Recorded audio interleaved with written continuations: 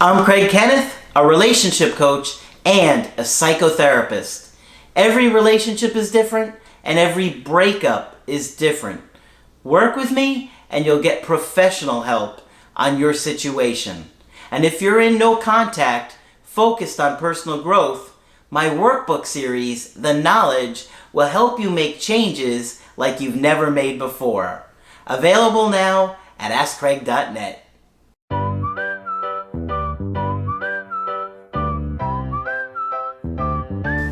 Hi there, I'm Coach Craig Kenneth. I'm Coach Margaret. And today we're going to be talking about why are toxic people so hard to leave?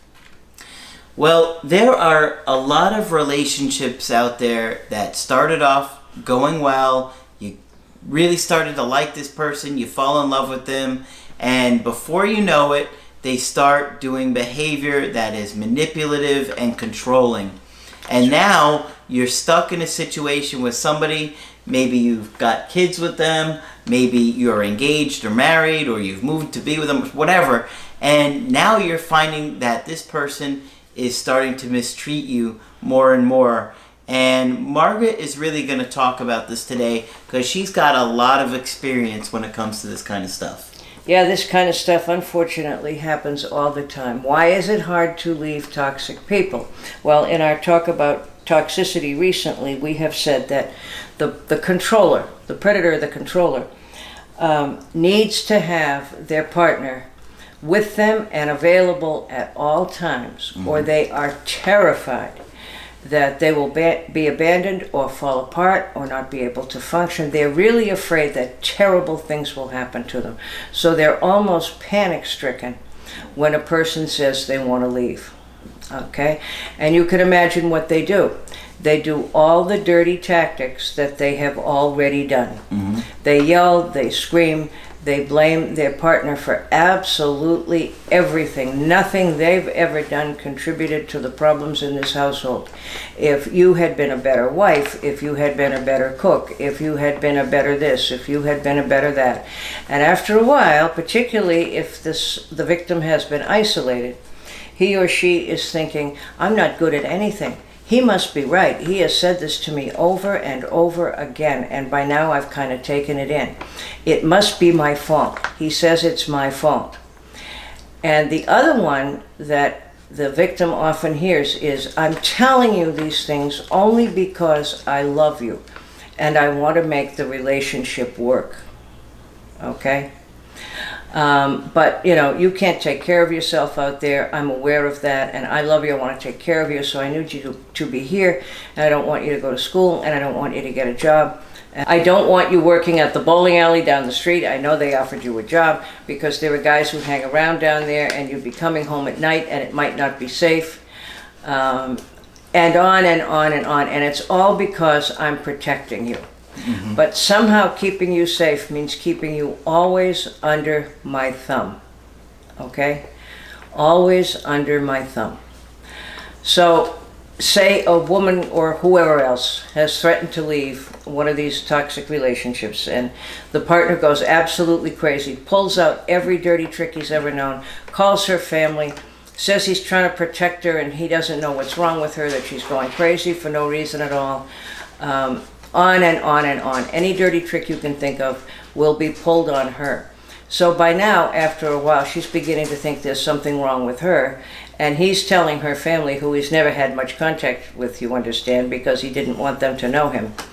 They don't know what's wrong with her and why he's so worried all of a sudden, and he sounds like he really cares about you and he's being very concerned and so forth and so on.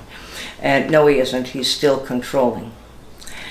And if she keeps fighting, she may eventually get away from him, but it can be a truly dangerous time for her because we don't know how desperate this person can get if their security is threatened and what they perceive as holding them together is threatened.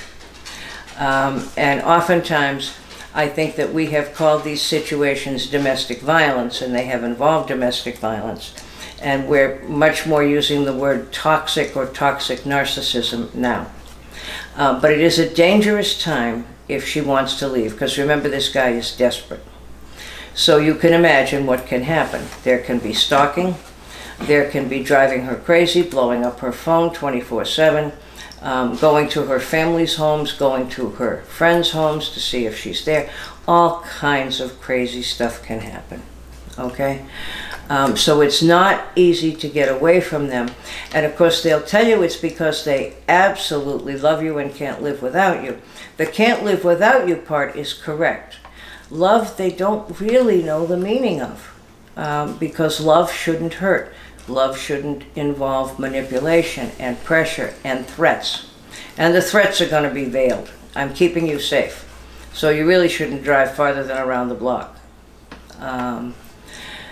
And so forth and so on. Now, if the partner buys what he or she is being told and decides it is in fact all her fault, and that he's never been mean to her, it's just that she's too sensitive and too needy and too quick to take offense, and he's never been mean. He was only telling her things because he loved her.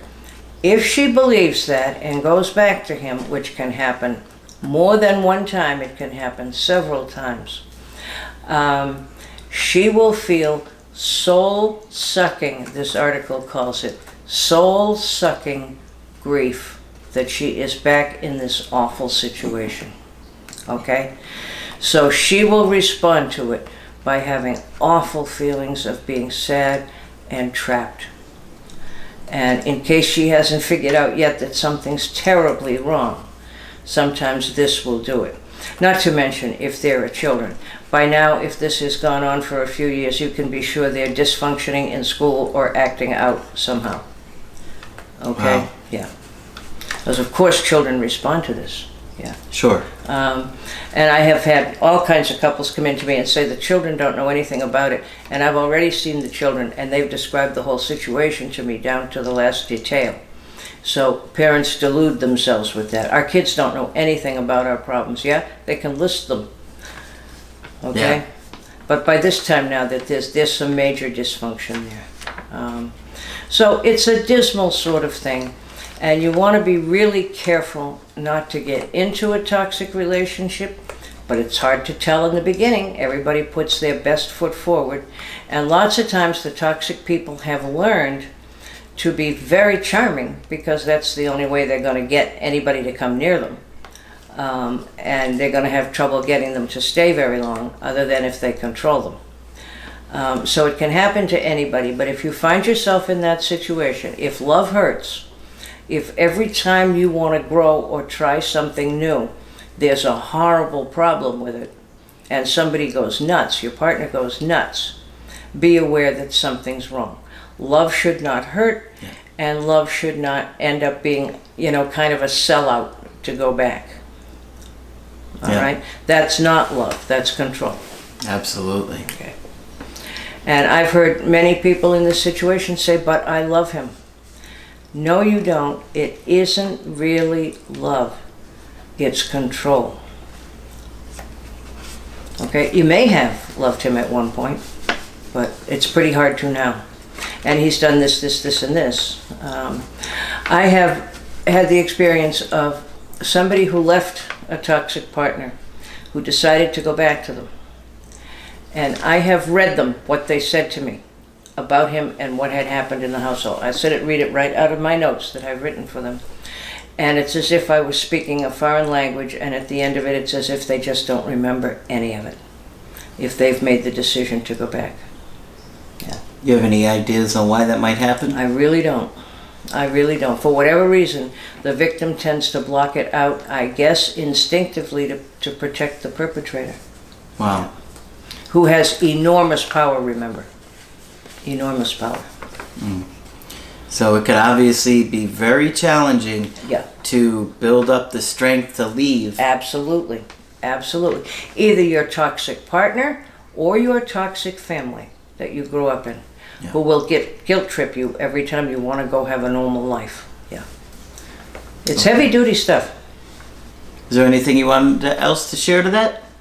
No, don't let it happen to you. I hope you don't let it happen to you. And if it does, act as soon as you possibly can, because it only gets worse. And do not, under any circumstances, stay for the children. It does them more damage to stay than to leave. Okay. Certainly a difficult topic that would affect a lot of people, and hopefully, hearing Margaret talk about this today will help you or see things more clearly for your situation if you're in a situation like this. And of course, if you want to get our help personally, just go to my website, askcraig.net, sign up for the coaching option that works best for you. Margaret is also available for Skype coaching. She would be a tremendous resource for anybody that's been in a toxic relationship like this. Unfortunately, I've seen many. Right. Just click on Margaret on the top of the website to sign up with her. Put a like on the video for Margaret doing the research on this one. But that's it for this video. I'm Coach Craig Kenneth. I'm Coach Margaret. And we will talk with you soon.